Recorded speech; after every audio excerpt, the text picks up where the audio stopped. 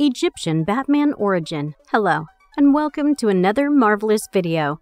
I'm your host, Tia AR. Everyone loves Batman.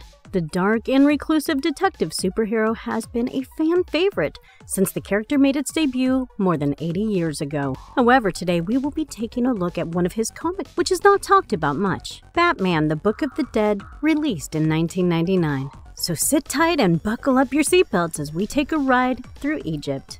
The Dark Knight Goes to Egypt. Batman, Book of the Dead, 1 and 2, a graphic novel created by Doug Manch, Barry Kitson, and Ray McCarthy, is a part of a DC Comics subgenre called Elseworld.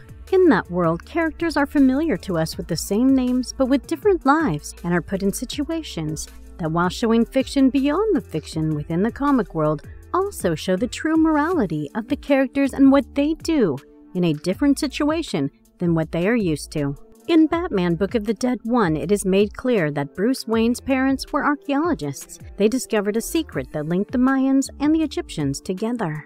They find a talisman of a bat god who had been written out of our history. More so, they believed that this would make Egyptian society, for one, identical to it, much older, approximately 10,000 years older than what was commonly considered. The Wayne parents decided to fly to El Cairo the next day, but since they had promised Bruce that they would go to the movies earlier that day, they decided to do that first.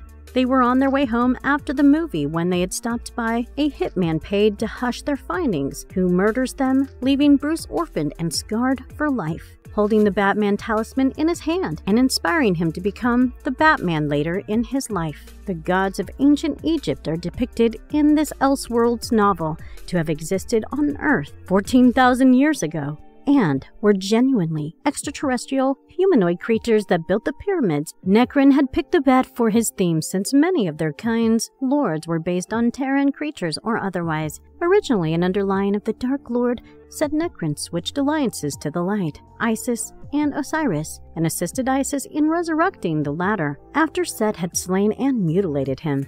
Necron also completed Osiris's mission of helping future generations of Earth by concealing the ways of redemption, but at the expense of his life. How does that happen? Let's find out. The story depicts flashbacks of 14,000 years ago. The Egyptian gods, it seems, were all really aliens, and Egyptian mythology is based on the actual events of their alien melodrama. Set, Ra, Thoth, Osiris, and Lord Necron, the Bat God, all combat and bicker over what is to become of the humans and their physical form as their own. Osiris believes that the humans should be allowed to evolve on their own, while Lord Seth, on the other hand, finds the idea blasphemous. So Lord Set has Osiris killed. According to actual Egyptian mythology, Osiris' son finds the pieces of his father and puts him back together. While in this version, Lord Necron abandons his father, Set, and saves humanity without gaining any credit. Soon after, the magnetic poles of Earth begin to shift. As they do apparently every 28,000 years, the aliens leave Earth, and the universe's secrets are locked away until the humans are evolved enough to comprehend them. While Bruce Wayne and the archaeologist Sheila are in Egypt, they are attacked several times. Bruce quickly guises the Batman persona and saves the day. However, eventually, they make it to their destination and an ancient pyramid where they hope to find the secrets of the universe. Unfortunately, when they get too close to the truth, their tour guide revokes their visas, seizes the evidence, and gives them 48 hours to leave the country. While Bruce reluctantly cooperates, his alter ego Batman refuses to give up when he has gotten so close. He returns in the middle of the night as Batman and breaks into the tomb. He takes out an unprecedented number of guards, even avenging his parents' death against the man who murdered them. And of course, he found the secret of the universe. Simultaneously, the story parallels the lost Egyptian myth of Lord Necron, the Bat God. As he races through the pyramid to deliver the information our modern-day protagonist seeks. Frame by frame, the two bats race through the tunnels, and in the end, Necron provides the information and dies. Batman finds the information along with the corpse of his 14,000-year-old muse, and our protagonist seems quite the prodigy. All the pieces fit together perfectly, and radical Egyptian nationalists delay respite. The world is given the truth after all of this time.